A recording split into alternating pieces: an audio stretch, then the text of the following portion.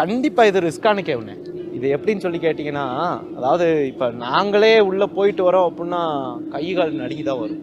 அவ்வளோ ஒரு பயமாக இருக்கும். உள்ள ஸ்மெல்லெல்லாம் பார்த்தீங்கன்னா ரொம்ப இதாக இருக்கும். இந்த வவ்வால் ஸ்மெல்லு, பாம்பு எல்லாமே இருக்கும். இந்த மாதிரி இது வந்து ரிஸ்கானது தான். எனக்கு வந்து 13 வயசு இருக்கும். உள்ளே போய் விழுந்துட்டார். இவங்க எல்லாருமே வந்துட்டாங்க, உள்ளே போயிட்டாங்க.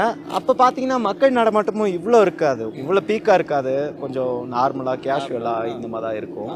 அப்போ பார்த்தீங்கன்னா உள்ளே போயிட்டாங்க. இவங்க உள்ளே போனோன்னா அவர் ஒரு ஆர்வப்பட்டு, அவர் நம்ம சுபாஷ் சார் இருக்கார்ல, இப்போ பார்த்தோம்ல, அவர் வந்து உள்ளே வந்து விழுந்துட்டார்.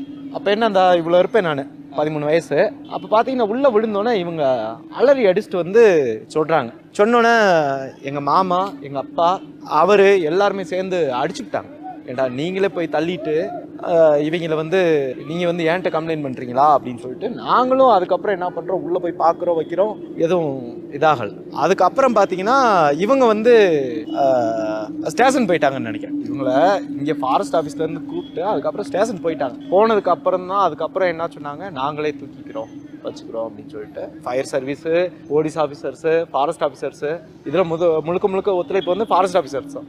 அப்போ அவங்க தான் வந்து என்ன பண்ணாங்க, நல்லா ஹெல்ப் பண்ணி எல்லாருமே இவங்களும் பசங்களும் சேர்ந்து, பசங்க நல்ல ஒத்துழைப்பு பண்ணி தூக்கிட்டாங்க. தூக்கிட்டு அப்படியே வந்தாங்க. வரப்பெல்லாம் என்னைய பார்க்கக்கூடாது நீ போய், ஏன்னா அவர் அன்கான்சியஸ். அப்போ இங்கிட்டு தான் தூக்கிட்டு வந்தது வச்சது எல்லாமே.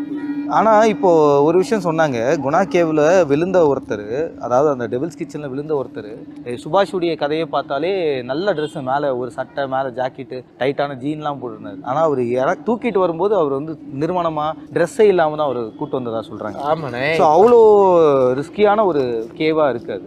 உங்கள் நினைவு தெரிஞ்சது வரைக்கும் எத்தனை பேர் வந்து விழுந்து இறந்துருக்காங்க? ராமநாதபுரம் கார் ஒருத்தர் இருந்தார். இவருக்கு அப்புறம் விழுந்ததுக்கு அப்புறம் தான் என்னாச்சுன்னா அவரை எடுக்கவே முடியலை. 3 நாள் போராடினாங்க எல்லாருமே. வனத்துறை, போலீஸ் டிபார்ட்மெண்ட்டு, ஃபயர் டிபார்ட்மெண்ட் 3மே சேர்ந்து வந்து ரொம்ப போராடினாங்க, எடுக்கவே முடியல.